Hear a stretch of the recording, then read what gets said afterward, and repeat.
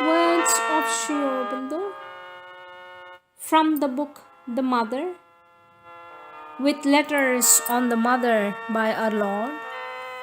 Part 2, Letters on the Mother. Chapter 2, Aspects and Powers of the Mother. Page 64, sixth point, Presence. It is intended by the word presence to indicate the sense and perception of the divine as a being felt as present in one's existence and consciousness or in relation with it without the necessity of any further qualification or description.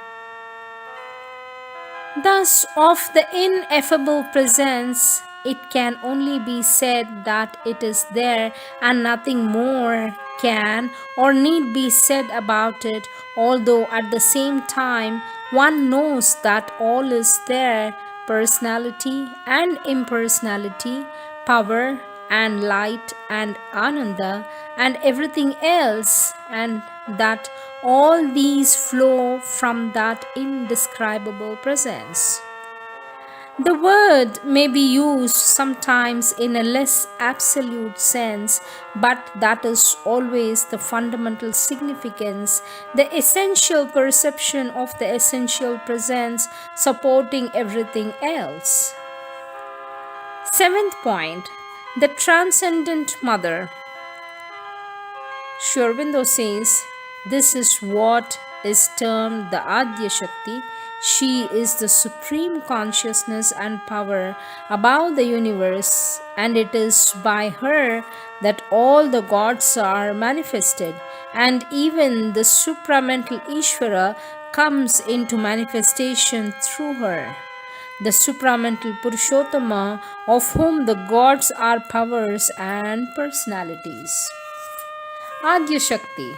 Adya Shakti is the original Shakti, therefore, the highest form of the Mother. Only she manifests in a different way according to the plane on which one sees her. Dated 22nd July 1933. The next topic, Divine Mother.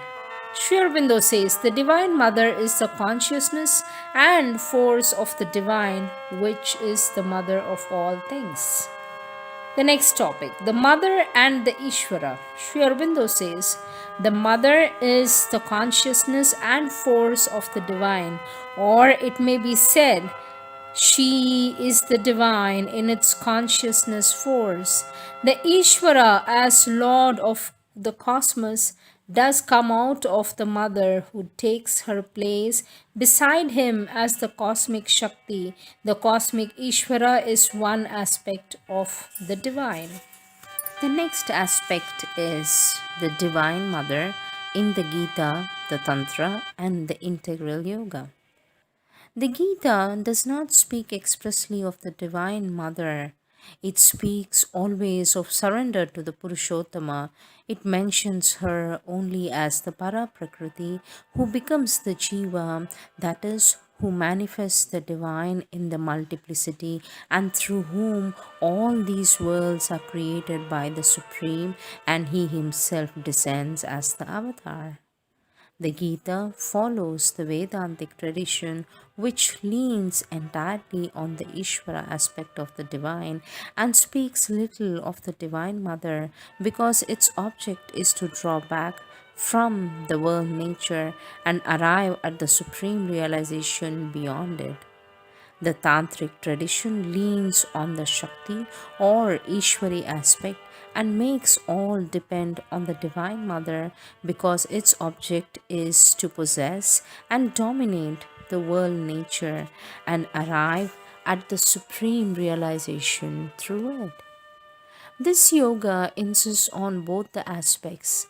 The surrender to the Divine Mother is essential, for without it, there is no fulfillment of the object of the yoga. In regard to the Purushottama, the Divine Mother is the supreme divine consciousness and power above the worlds, Adya Shakti. She carries the supreme in herself and manifests the divine in the worlds through the Akshara and Kshara. In regard to the Akshara, she is the same Parashakti holding the Purusha immobile in herself and also herself immobile in him at the back of all creation. In regard to the Kshara, she is the mobile cosmic energy manifesting all beings and forces. The experience of the mother being the supreme is the tantric experience. It is one side of the truth. The tantrics, the question posed to Sri Aurobindo, the tantrics used to invoke Shakti in their sadhana. Was it the same force and consciousness which is in the mother here? Sri Aurobindo says, it depends on what they have invoked. It was usually some aspect of the mother that they called.